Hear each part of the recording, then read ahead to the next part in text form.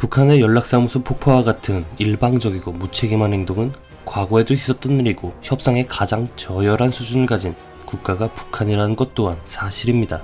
우리는 저들의 행동에 흔들리지 않아야 하며 문제를 야기시키는 내부의 이슈들은 법적 절차에 맞게 해결해야 함이 맞습니다. 북한이 대북전단 살포에 반발해 앞으로 한국 정부를 적으로 간주하겠다면서 남북 간 모든 연락 채널을 차단했습니다. 결국 북한은 개성 연락소를 폭파했습니다. 통일부는 북한이 16일 오후 2시 49분 개성공단에 있는 남북공동연락사무소 청사를 폭파했다고 밝혔습니다. 이후 조선중앙통신은 쓰레기들과 이를 묵인한 자들의 죗값을 받아내야 한다는 격노한 민심에 부응해 북남 사이의 모든 통신 연락선들을 차단해버리는데 이어 개성공업지구에 있던 북남 공동연락사무소를 완전 파괴시키는 조치를 실행했다고 전했습니다.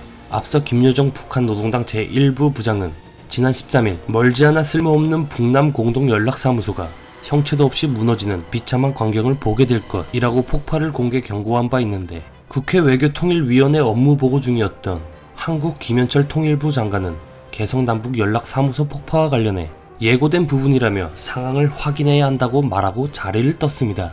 2018년 남북회담을 계기로 개성공단 재개를 논의하는 등 긍정적 기류를 보여왔던 남북관계는 왜 틀어졌을까요? 이전 북한 관영 매체는 탈북자 단체의 대북전단 살포를 한국 정부가 묵인했다고 비난하면서 대남 사업을 대적 사업으로 전환한다는 노동당 지도부의 입장을 전했습니다. 김여정 노동당 중앙위원회 제1부 부장은 지난 4일 발표한 담화에서 탈북자들의 반공화국 삐라 살포를 강력히 비난한 바 있습니다. 전문가들은 코로나19로 북한 경제가 위축된 상황에서 북한이 대북전단 살포에 예민하게 반응하는 것으로 보인다고 말했습니다. 한국 정부는 적이라 명명하며 대남 사업을 철저히 대적 사업으로 전환해야 한다고 전했습니다. 대적 사업 계획의 첫 단계로 북한은 9일 0시부터 남북 공동연락사무소를 통해 유지하던 남북 당국 간 통신연락선, 군통신연락선, 노동당 중앙위원회 본부와 청와대 사이의 직통연락선을 완전 차단했다고 조선중앙통신은 보도했습니다. 이날 노동신문에는 탈북자들의 최고존엄, 모독을 강력히 비난하는 북한 국민들의 집회와 반응에 대한 기사가 여러 건 실렸습니다. 전문가들이 가장 큰 이유로 드는 것은 북한은 일부 탈북자들이 군사분계선 일대에서 북을 향해 보내는 전단을 문제 삼았습니다.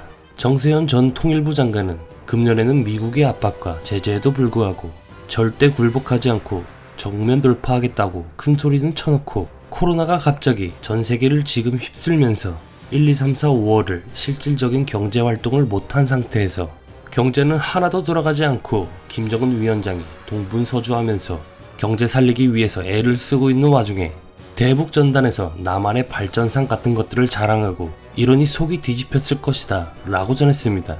윤지원 상명대 국가안보학과 교수는 이와 더불어 북한의 행동이 내부 결속용 측면이 더 크다고 봤습니다.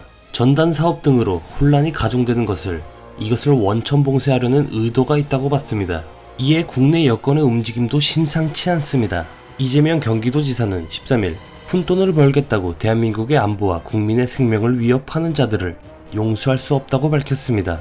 그는 이날 오후 자신의 트위터에 삐라메단 풍선 하나 150만원 돈되니 하는 것 이란 기사를 트윗하면서 이같이 말했습니다. 앞서 탈북민 홍모 씨는 지난 12일 TBS 라디오 김어준의 뉴스공장에 출연해 최근 탈북민 단체들이 대북전단 살포를 강행하는 이유는 돈벌이가 되기 때문이라고 밝혔습니다. 그는 탈북민 단체들이 미국 우익 및 구구 개신교 단체에서 돈을 받는데 돈을 받으려면 사회 이슈화가 되는 그런 것들을 만들어내야 되고 활동 내역이 있어야 된다고 주장했습니다. 앞서 이 지사는 지난 12일 막무가내로 대북전단을 살포하는 자에 대해서는 현행법으로 체포하겠다고 밝힌 바 있다. 그러나 탈북자들의 대북전단 살포는 이번이 처음은 아닙니다. 조성열 국가안보전략연구원 자문연구위원은 문재인 정부 출범과 2018년 판문점 선언 이후에도 탈북자 단체들이 적어도 20여 차례 대북전단을 살포했는데 이번에 새삼 이를 들고 나왔다는 점을 9.1 평화재단 기고문에서 지적했습니다. 분명한 것은 북한 측에서도 명확히 대북전단에 대한 경고를 수차례 해왔다는 것이고 대북전단을 날리는 행위는 대한민국의 안보를 위협하는 행위임이 자명한 사실입니다. 모든 결과를 속단하여 결론 짓지는 못하지만 그나마 2018년 이후 평화롭게 흘러가던 기류가 다시 원점이 됐다는 것은 부인할 수 없습니다. 그러나 북한의 연락사무소 폭파와 같은 일방적이고 무책임한 행동은 과거에도 있었던 일이고 협상의 가장 저열한 수준을 가진 국가가 북한이라는 것 또한 사실입니다.